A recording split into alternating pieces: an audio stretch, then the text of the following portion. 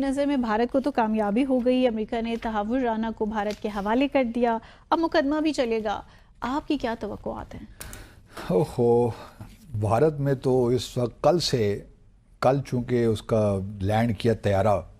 امریکہ نے ممبئی حملوں کے الزام میں مطلوب پاکستانی نیاد کینیڈین شہری کو بھارت کے حوالے کر دیا ہے۔ یہ کہتے ہیں کہ یہ اس کا حصہ تھا تو ثبوت ہوں گے، تو وہ ثبوت دیے ہوں گے جس کی بیسس پہ ایکسٹریڈیشن بھی ہوئی ہے۔ ایسے تو نہیں کسی کو اٹھا کے دوسرے کنٹری کے حوالے کسی کو کیا جائے۔ انڈین ایئر فورس کا خاص طیارہ گیا ہوا تھا، وہ تو کل تو بہت پورا سارا دن جو بھارت کا ٹیلی ویژن چینلز تھے وہ یہی دکھاتے رہے۔ تو وہ ثبوت اب آئیں گے سامنے، وہ پتہ چلے گا، مقدمہ چلے گا، تو پھر اس کے اوپر مزید بات ہو سکتی ہے۔ لیکن یہ مجھے لگ یہ رہا ہے کہ اس میں اب کینیڈین گورنمنٹ بھی کودے گی۔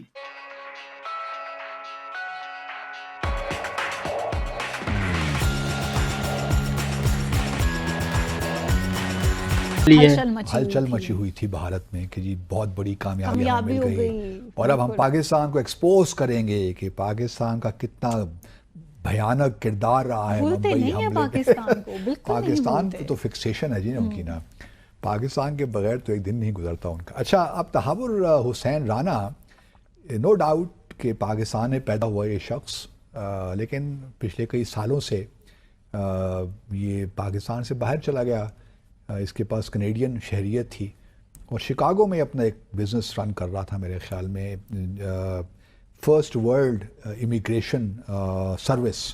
جو کہ ویزا فیسیلیٹیٹ کرتے ہیں، امیگریشن کے معاملات میں ہیلپ کرتے ہیں لوگوں کی۔ اور یہ جو کہ ایک اور ساتھی تھے ڈیوڈ ہیڈلی، جو کہ داؤد گیلانی جسے ہم جو وہی پاکستانی تھے، تو یہ دونوں دوست بھی رہے ہیں، ایک ساتھ پڑھتے بھی رہے ہیں شاید، تو ان کا کہیں آپس میں معاملات ہوئے۔ تو اب بھارت کا یہی کہنا ہے کہ جی ڈیوڈ ہیڈلی کو تو امریکہ میں سزا ہوگی، وہاں شکاگو میں ان پہ مقدمہ چلا، بلکہ ان کا مقدمہ 2009 میں ان کو گرفتار کیا گیا، دونوں کو، ڈیوڈ ہیڈلی کو بھی اور تحور رانا کو بھی۔ ان پہ الزامات یہ تھے کہ ایک تو ممبئی اٹیک کا تھا، یہ ضمنی تھا، دوسرا ان پہ الزام یہ تھا کہ جو کوپن ہیگن میں ایک اخبار نہیں تھا جس نے حضرت محمد صلی اللہ علیہ وسلم کے کارٹون چھاپے تھے، کہ جی وہ ان کو ان جرنلسٹ کو قتل کرنے کی سازش میں ملوث تھے دونوں۔ تو ایک مقدمہ ان پہ چلا، اور 2011 میں if I'm not wrong تحور Rana کو جو ہے 14 سال کی قید ہو گئی، اور جو ڈیوڈ ہیڈلی تھا داؤد گیلانی، اس کو 35 سال کی سزا ہوئی۔ اس کو 35 سال کی سزا اس لیے ہوئی کہ اس نے پری بارگین کر لی، اس نے کہا کہ میں سب کچھ بتا دیتا ہوں آپ کو، تو اس نے تحور رانا کا پھر نام بھی لیا، اور تحور رانا کو اس لیے پھر گرفتار بھی کیا گیا۔ تو اب ہوا یہ کہ جب مقدمہ ان پہ چلا کوپن ہیگن کے معاملے میں تو ان کو ہو گئی سزا، لیکن وہاں امریکہ کی عدالت نے تحور رانا کو بری کر دیا ممبئی کیس میں، کہ ممبئی کیس میں ایسا کوئی ہاتھ لینا دینا نہیں ہے، مطلب کوئی ہو سکتا ہے کچھ اس نے ہیلپ کی ہو، لیکن یہ کوئی براہ راست ملوث نہیں تھا ممبئی حملوں میں، تو اس کو ایکویٹ کر دیا۔ بھارت کی حکومت نے کہا کہ جی یہ تو آپ نے ایکویٹ کر دیا، لیکن ہمارے پاس تو بڑے شواہد موجود ہیں، تو ہم اس کو یہاں پہ مقدمہ اس پہ چلانا چاہتے ہیں، تو انہوں نے ایکسٹریڈیشن کی درخواست ڈال دی۔ اچھا، اس کو 14 سال کی جو قید ہوئی نا، تو پھر اس کو 2019 میں شاید ریلیز بھی کر دیا گیا، کووڈ آیا اس میں، اور اس نے اپنے 6-7 سال اچھے طریقے سے گزارے بھی، تو اس کو رہا کر دیا گیا۔ پھر 2020 میں اس کو جب ایکسٹریڈیشن کی ریکویسٹ کی بھارت نے، تو اس کو دوبارہ گرفتار کر لیا گیا، اور اس کے بعد پروسیس چلا، حکومت نے کہہ دیا کہ جی ہم اس کو کرتے ہیں، بائیڈن کی حکومت تھی اس وقت، کہ ایکسٹریڈائٹ کر، کیونکہ ان کی ایکسٹریڈیشن ٹریٹی تو ہے بھارت اور امریکہ کی، لیکن پھر اس نے درخواست ڈال دی کہ جی مجھے تو وہاں ٹارچر کریں گے، وہ تو پہلے ہی سے ہی مجھے مجرم بنا کے رکھے ہوئے ہیں، تو مجھے آپ وہاں پہ ٹرانسفر مت کیجیے، یہیں چلانا ہے مقدمہ تو چلا دیجیے دوبارہ۔ لیکن اب 3-4 دن پہلے جو چیف جسٹس ہیں امریکہ کے جان رابرٹس، انہوں نے فیصلہ دے دیا کہ نہیں اس کو ایکسٹریڈائٹ کریں، تو اسی کانٹیکس میں اب یہ ایکسٹریڈائٹ ہو گیا۔ اب یہ یہاں پہنچ گیا موصوف،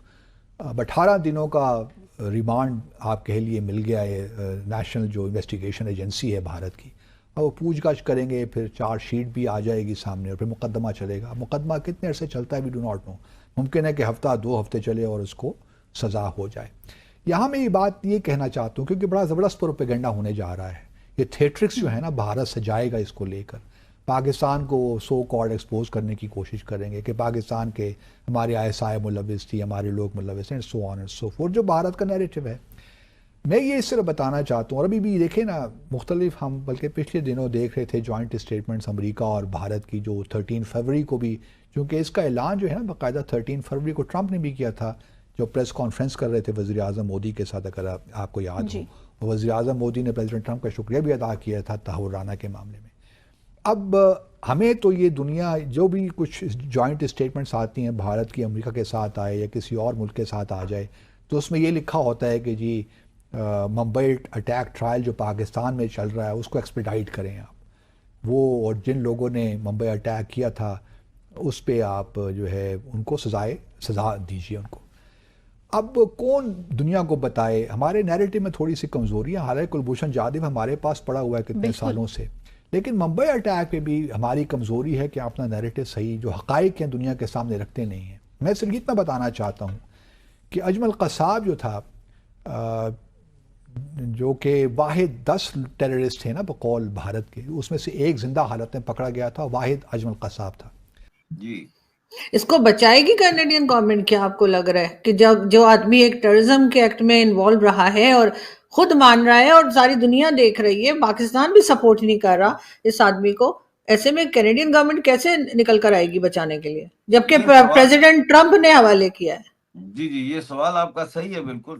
لیکن کینیڈین گورنمنٹ جو ہے اگر وہ یہ اگر اپیل کرتا ہے کہ میں کینیڈین سٹیزن ہوں اور مجھے یہاں پہ اس طرح سے انڈیا میں ٹرائی کیا جا رہا ہے،